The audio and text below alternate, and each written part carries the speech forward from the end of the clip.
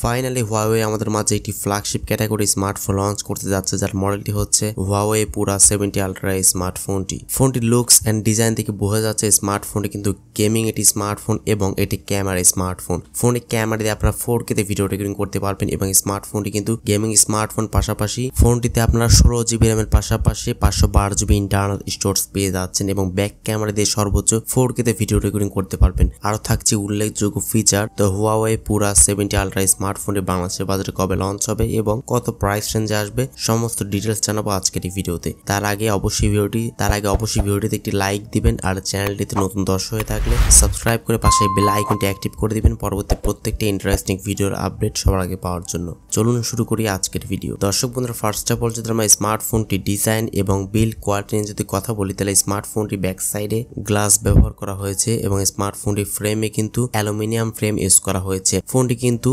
IP68 dust and splash resistance, যেটির মাধ্যমে টুকটাক বৃষ্টির ছিটে ফোটাতেও কোনো প্রকার সমস্যা হবে না। দর্শক বন্ধুরা, এবারে যদি আমরা স্মার্টফোনটি ডিসপ্লে সেকশনে কথা বলি তাহলে স্মার্টফোনটিতে ইউজ করা হয়েছে 6.8 ইঞ্চি সাইজের একটি ফুল এইচডি প্লাস রেজুলেশনে একটি LTPO OLED ডিসপ্লে ইউজ করা হয়েছে। ডিসপ্লেতে আপনারা পেয়ে যাচ্ছেন 120Hz রিফ্রেশের সুবিধা এবং কুনলুন গ্লাস এখানে ব্যবহার করা হয়েছে। তো প্রোটেকশনটা কিন্তু অনেকটাই ভালো প্রোটেকশন এখানে দেওয়া হয়েছে এবং 120Hz রিফ্রেশের দেওয়াতে ফোনটি কিন্তু খুবই স্মুথলি আপনারা রান করতে পারবেন এবং ফুল এইচডি প্লাস দেওয়াতে আউটডোরে ডিরেক্ট সানলাইট ফোনটি ইউজ করার সময় খুবই স্মুথলি ফোনটিকে আপনারা চালাতে পারবেন। দর্শক বন্ধুরা, ফোনটি পারফরম্যান্স সেকশনে কথা বলে দেখলে ফোনটিতে আপনারা পেয়ে যাচ্ছেন Harmony OS 4.2 এবং স্মার্টফোনটিতে চিপসেট হিসেবে থাকছে Kirin 9010। এই চিপসেট ইউজ করা হয়েছে, যেটি হচ্ছে 7 ন্যানোমিটারে আর্কিটেকচার বিল্ড করা একটি গেমিং চিপসেট ইউজ করা হয়েছে, যে চিপসেটটির মাধ্যমে আপনারা যে কোনো গেমস একদম ল্যাগ ফ্রিতেই অনায়াসে রান করতে পারবেন। ফোনটিতে থাকছে না কোনো প্রকার SD কার্ড স্লট, এখানে আপনারা কোনো প্রকার SD কার্ড ইউজ করতে পারবেন না। তবে এই স্মার্টফোনটি দুইটি ভেরিয়েন্টে আপনি পেয়ে যাবেন, সেটি হচ্ছে 16GB র্যামের পাশাপাশি 512GB ইন্টারনাল স্টোরেজ এবং আরেকটি ভেরিয়েন্ট হচ্ছে 16GB র্যাম 1TB স্টোরেজ। দুইটি ভেরিয়েন্টে আপনি স্মার্টফোনটি পেয়ে যাবেন। দর্শক বন্ধুরা, ফোনটি যদি আমরা ক্যামেরা সেকশনে কথা বলি তাহলে স্মার্টফোনটিতে ব্যাক সাইডে থাকছে 50 মেগাপিক্সেল একটি ক্যামেরা,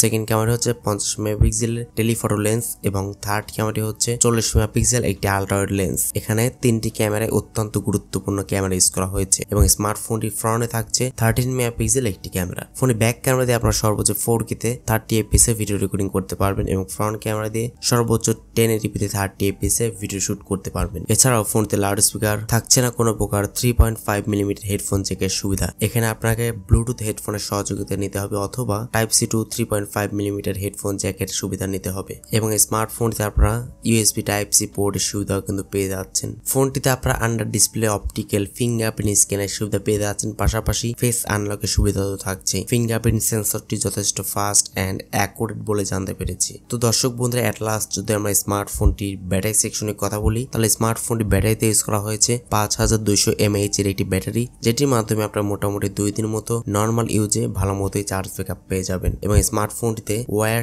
চার্জিং আপনারা 100 ওয়াটের মতো পাবেন এবং ওয়্যারলেস হচ্ছে 18 ওয়াট চার্জিং সাপোর্ট এখানে দেওয়া হয়েছে। 100 ওয়াট চার্জিং সাপোর্ট দেওয়াতে খুবই দ্রুত সময়ের মধ্যে ফোনটিকে আপনারা রিচার্জ করে নিতে পারবেন। এই ফোনটি আপনারা বেশ কয়েকটি কালার ভেরিয়েন্টে পাবেন, সেটি হচ্ছে black, white, brown and green. 4টি কালার ভেরিয়েন্টে স্মার্টফোনটি আপনারা অ্যাভেলেবেল পেয়ে যাবেন। এই স্মার্টফোনটি কিন্তু গতকালকে চায়নার মার্কেটে লঞ্চ করা হয়েছে। ফোনটির 16GB র্যাম এবং 1TB রোম স্টোরেজের বর্তমান প্রাইস রাখা হয়েছে চায়নার মার্কেটে 1300 EUR। এই স্মার্টফোনটি বাংলাদেশে আসলে অফিসিয়ালি আসবে না, তবে আনঅফিসিয়ালি বসুন্ধরা মার্কেটে কিছু কিছু দোকানে স্মার্টফোন আপনারা পেয়ে যাবেন।